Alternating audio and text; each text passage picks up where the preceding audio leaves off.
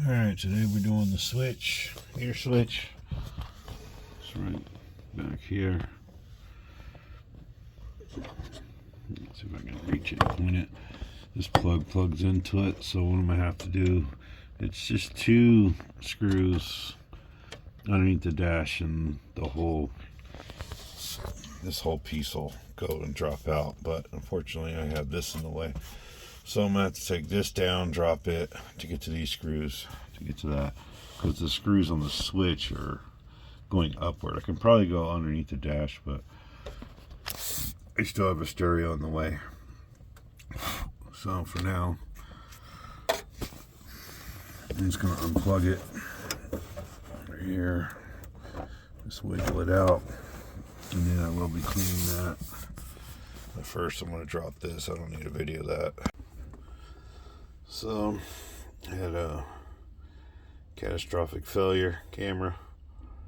I don't know what happened, but anyways, it's all done. Now, it can be like those famous YouTube videos. There's no real how to do. There's literally, your car won't have this. There's 2 screws about right here that go straight up. You undo those 2. This can push back and come down. And then there's just 2 screws that hold the switch on. You really don't even need a video for that, but very simple. Fortunately, camera, I don't know what happened to the file. Never had a corruption before. Well, let's test it out. So we got this on off.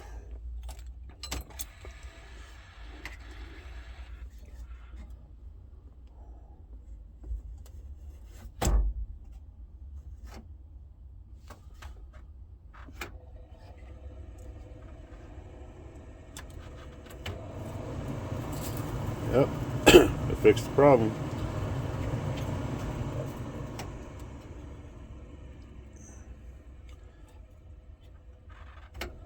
So there's low, and then there's high. So it was the switch for mine.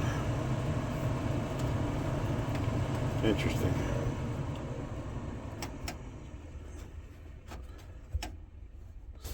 I don't know. Thought it would have 3, but 2 definitely are working.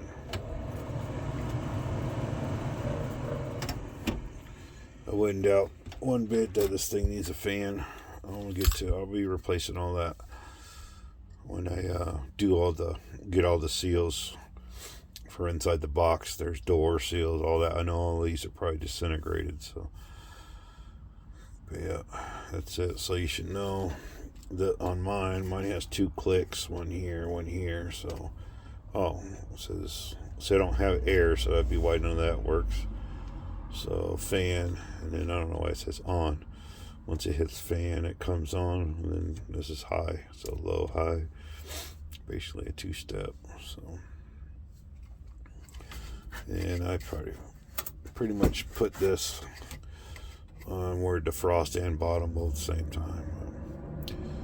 That's it. Like I said, next up will be I'll have to drop the whole heater box, so I'll probably be doing a new heater core, and then I got to do the new fan and all the internal seals. That's why I don't want to mess with that right now, because if you pull one, you might as well do all the rest. If it's old, you don't want to do it a second time. So being this is going to be a daily, I want to make sure it gets done. So that's it for now. Next up should be this car getting alignment done back on the road. And then, I'm not sure, we'll be jumping around depending on budget and weather and everything else. But that's it. Mine was the actual switch, which, let me grab the original. There's the original. You can kind of see it's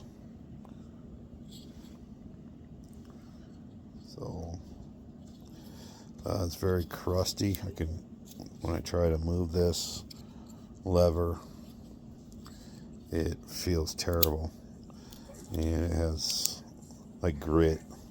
So, like I said in earlier videos, somebody sandblasted at one time because I kept finding a bunch of sand in the dash, so it was never ending no matter how much I cleaned it. But there was sand in the switch when I took it out, and I can literally feel it as I'm shifting it. There's sand in there, so if it could be rebuilt, cleaned up, who knows, but it's definitely what's causing the problem.